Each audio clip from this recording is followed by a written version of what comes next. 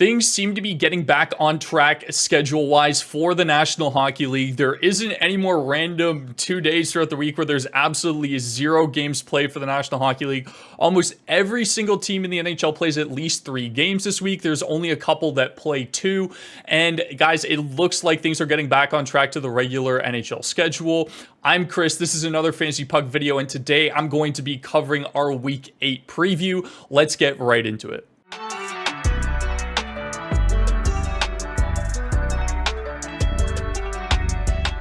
We're already hitting December this week, guys. That's crazy to think about, but the best schedule by far for this week goes to the Columbus Blue Jackets. 4 games, 4 off nights. You've also got the Rangers and the Sharks that have 4 games and 3 off nights, and then a handful of teams with the Bruins, Sabres, Abs, and Caps that are going to get 4 games and 2 off nights. We're back to the more or less regular scheduled program, like I mentioned in the intro, in terms of scheduling for the NHL. It's normally the Monday, Wednesday, Friday, and Sunday that are the off nights, and that's exactly what it is for this week. Looking at our worst schedule, November 28th, 30th, and then December 2nd, that's the Tuesday, the Thursday, and the Saturday.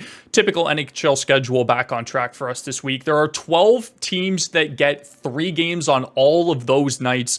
I didn't include them because I didn't want to fill up the entire slide here with 12 different logos, but there are 2 main teams that you want to try and avoid. The Oilers and the Kings, they only play 2 games. I know LA has 2 off nights. With the Kings, I guess it's not too bad because they have 2 off nights, but at the same time, only 2 games. So I wouldn't recommend streaming somebody from the Kings unless you have 5 or 6 ads that you're able to use during the week, and you're just able to leverage those off nights to get better players. All right, looking at our Week 8 forward stream, starting us off, we have Boone Jenner and Patrick Laine, both 57% owned.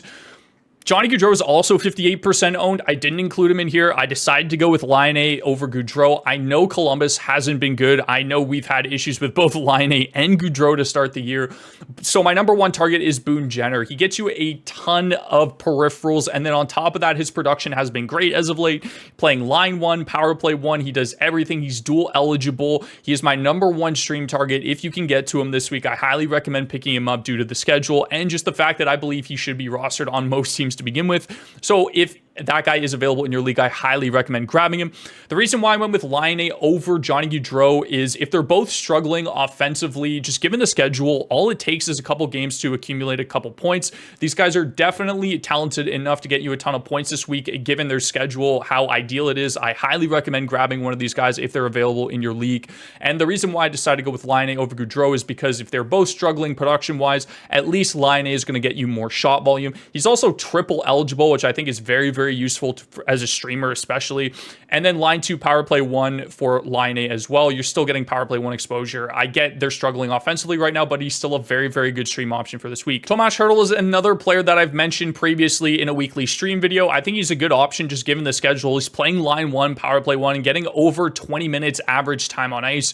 He's got 3 off nights for this week. He's also doing pretty well production wise. He's got 5 points in his last 5 games and then 9 points in his last 10. So from a production standpoint, Hertl is completely fine offensively, and then he gets you a couple shots and a couple hits every single game as well.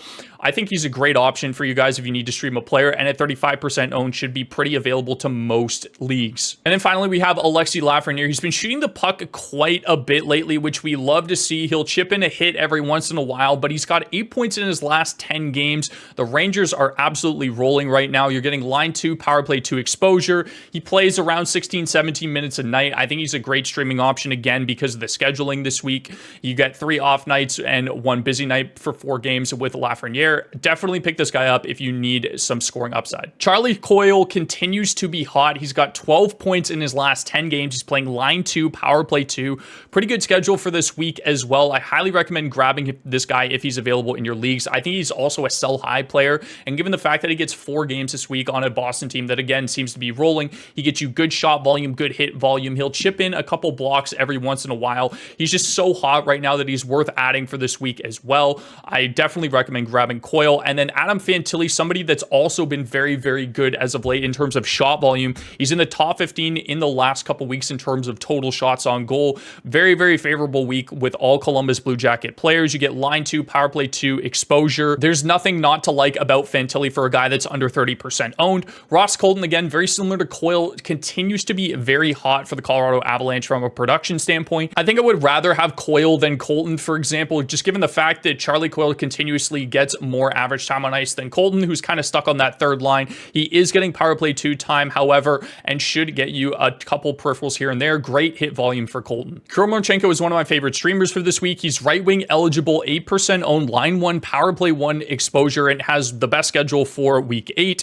4 nights, all off nights. And again, I really like the fact that he continues to shoot the puck. We saw a lot of success with him last year in terms of the goal scoring. His production has kind of slowed up a little bit, and I get again that Columbus is struggling a little bit offensively, but he continues to get you a good amount of shot volume, and he's now got power play 1, line 1 upside. If you're in a super deep league and you're looking for some peripherals across the board, shots, hits, and blocks, Sean Kuraly is a great option at only 2% owned. He's only line 3, doesn't get any power play exposure, but if you need some added peripherals for this week, and if you count faceoffs in your league, that's an added bonus. Kuraly should be an ad for you into week 8. Moving on to defenseman Zach Werenski, 58% owned. If you're in a 10-team league, if you're in an 8-team league, this guy should be 100% owned in your league. If he's not available, go pick him up right now. He's great in terms of shots and blocks. Power play 1, pair 1, plays a ton of minutes on top of that, and then again, the best schedule for week 8. Definitely grab this guy if he's available in your league. Erik Gustafsson has been fantastic for the Rangers with Adam Fox going down, playing a ton of minutes. He's on pair 2 and power play 1, getting that elite Rangers power play exposure. He's got 3 off nights as well this week. He should be added on most teams. I expect his ownership is going to go up and will continue to do so with Fox being out. Bowen Byram, for a guy that's under 30% owned, is pretty solid option for this week. 4 nights, 2 off nights, pair 2, power play 2.